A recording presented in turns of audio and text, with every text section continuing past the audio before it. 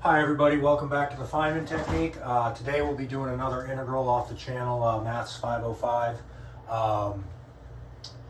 He uses a different method to solve it than I'm about to, and in my opinion, this way is easier. Yeah, it's just easier. We're going to use King's property. It's right here. This is my 7th video on King's property, so you guys should all be pretty familiar with how it's used. But this is what it says right here. So let's apply King's property to this. Well, if we do that, we'll get that I is equal to the integral from 0 to 2 pi, because it doesn't change our bounds. And then we'll have 1 plus e to the cosine of pi over 2 minus x. All right, so what is cosine of pi over 2 minus x?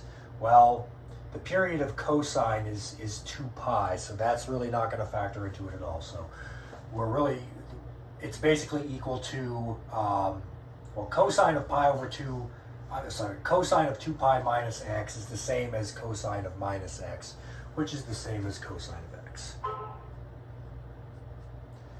And then this sine x will become sine of pi over 2 minus x, which is the same as sine of minus x, which is the same as negative sine x.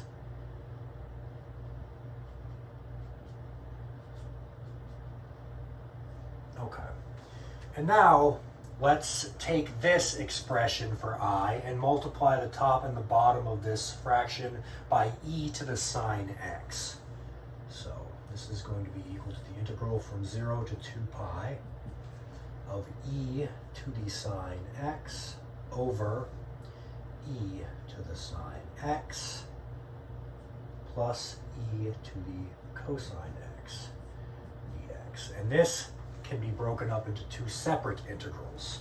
So now we'll say that I is equal to the integral from 0 to pi of e to the sine x over e to the sine x plus e to the cosine x dx plus the integral from pi to 2 pi of e to the sine x over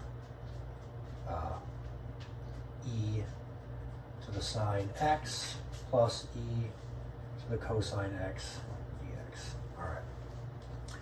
And now we want to make our bounds of integration the same on both of these integrals right here. So we'll subtract pi from the bounds of integration and add pi to all of the x values inside our integral.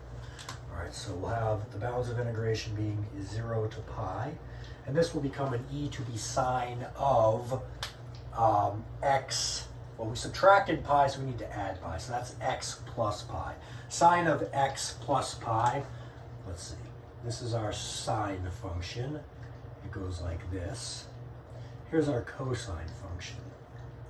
It goes like this. Okay, so we're interested in sine of x minus pi. Well, that would be a shift to the right. Sine of x plus pi. That would be a shift to the left of pi units. So we got 1 and then 2. So that's just going to be, that would be negative sine x. And the same would happen down here. Now for cosine x, let's see. Cosine of x plus pi. Let's see, we shift it once, then we shift it twice. That's going to be negative cosine x. All right.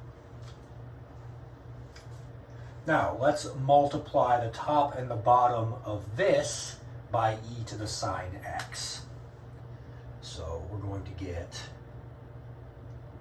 a 1 here. This will become a 1.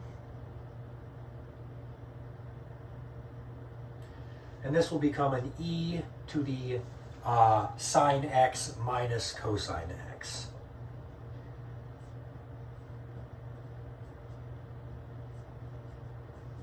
Now, let's multiply the top,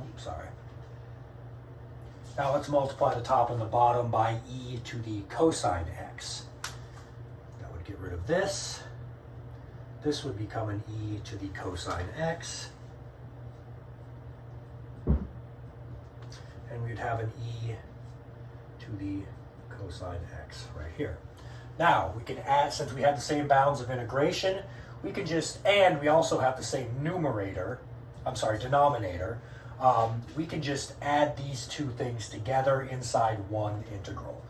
So, this would just become plus e to the cosine x.